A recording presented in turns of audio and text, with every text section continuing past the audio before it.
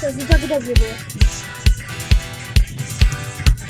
Бля, пошел, ты прям седьмой стал так.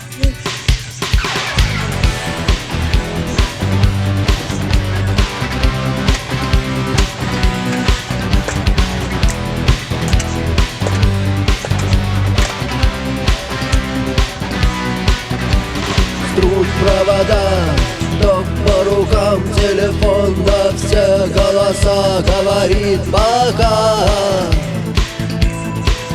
Пора. И пальто на гвозде, шарф в рукаве и перчатки в карманах шепчут: подожди до утра, до утра. Но странный стук зовет дорогу. Может сердце, может стук в дверь. И когда я обернусь на пороге,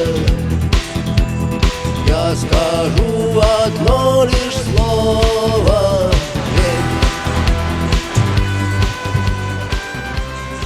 Можете нормально сесть? У нас Евробит.